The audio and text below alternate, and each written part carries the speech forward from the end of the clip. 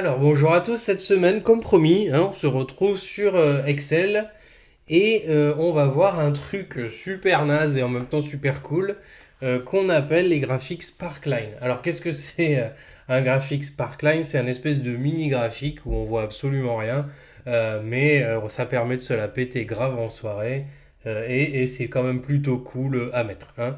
Si vous voulez un conseil, il y a toujours un petit graphique Sparkline sur un tableau Excel quand quelqu'un passe derrière vous, vous allez voir, vous allez avoir l'air vachement intelligent.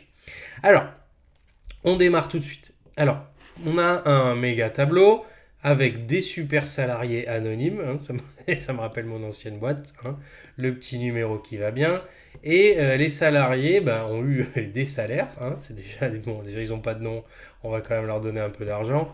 Et il y a leur évolution salariale comme ça, de salaire, de 2015 à 2022. Et moi j'aimerais bien mettre un mini graphique ici, donc un graphique Sparkline, pour représenter cette évolution. Alors vous allez voir, c'est super fastoche. Je vais cliquer sur la petite case évolution comme ça. Je vais me rendre dans insertion. Là, vous avez les graphiques classiques. Et juste à côté, vous avez les graphiques Sparkline. Alors, on a la courbe, l'histogramme, conclusion et verte. Bon, là, ça ne s'adapte pas forcément au truc. Moi, je vais choper la courbe, ici. Et on va me demander de surligner la série que représente l'évolution, hein, la série où se trouve l'évolution que je veux afficher. Alors je vais surligner de 2015 à 2022 comme ça, et je vais faire OK. Et on a un petit graphique Sparkline qui vient d'apparaître ici dans la cellule.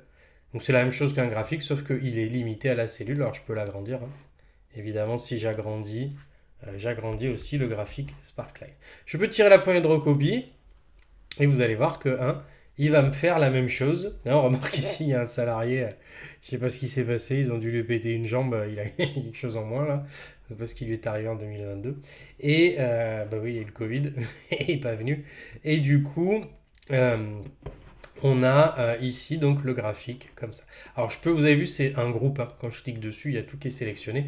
J'ai un nouvel onglet qui s'appelle Sparkline ici. Donc je peux changer le style, si j'ai envie de mettre une autre couleur. Et je peux changer, si je veux par exemple un histogramme, je peux cliquer sur histogramme. Vous avez vu, j'ai un petit histogramme à côté, à la place de la courbe. Donc conclusion et perte, ici ça sert un peu à rien. C'est pas le but, donc je vais laisser en courbe. Et j'ai deux petites options, hein. Dissocier, ça me servirait en fait, parce que vous avez vu, si j'en sélectionne un, je les sélectionne tous. Donc avec le bouton dissocier, ça me permettrait, vous voyez, d'en isoler un, afin que si je le sélectionne, il ne me sélectionne pas les autres. Et sinon, j'ai le petit bouton supprimer, hein, comme ça, qui me permet de supprimer tous les graphiques Sparkline en une fois si je les sélectionne. Tous, pourquoi je les ai plus? Ils sont là. Voilà, le petit bouton supprimer, donc supprimer ici. Et je supprime comme ça le graphique Sparkline à l'intérieur. Voilà, vous savez tout, vous allez pouvoir vous la péter grave. C'est super sympa en fait, en vrai, j'aime bien les trucs comme ça. Moi. Je vous souhaite un très très bon week-end. Je vous dis à la semaine prochaine. Si vous avez des commentaires, vous les laissez en bas. Et sur ce, un très très bon week-end et une bonne fin de semaine.